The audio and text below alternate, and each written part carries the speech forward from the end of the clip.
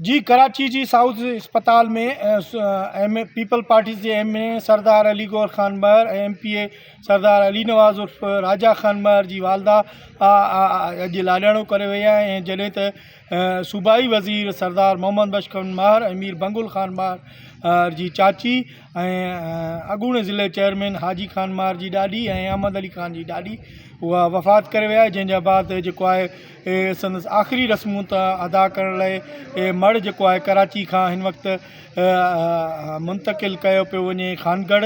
ही असां हिन वक़्तु खानगढ़ जे गौर पैलेस ते मौजूदु आहियूं, जिते आख़िरी राति 8:30 वॻे जनाज़े नमाज़ अदा कई वेंदी ऐं आख़िरी रस्मूं अदा कयूं वेंदियूं।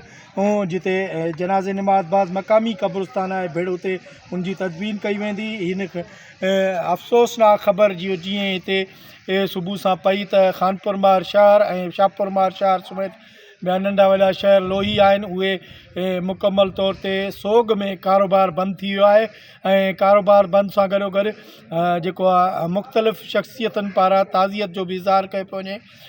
जनाज़े नमाज़ शाम 8:30 वॻे राति जो अता कई वेंदी ऐं जंहिंमें तवक़ो कई पई वञे त मुख़्तलिफ़ सियासी रहनुमा ऐं मुख़्तलिफ़ मुल्क जा अॻवान, मुख़्तलिफ़ पार्टियुनि जा अॻवान ऐं मुख़्तलिफ़ बिरादरियुनि जा चङा मुड़ुस शिरकत कंदा।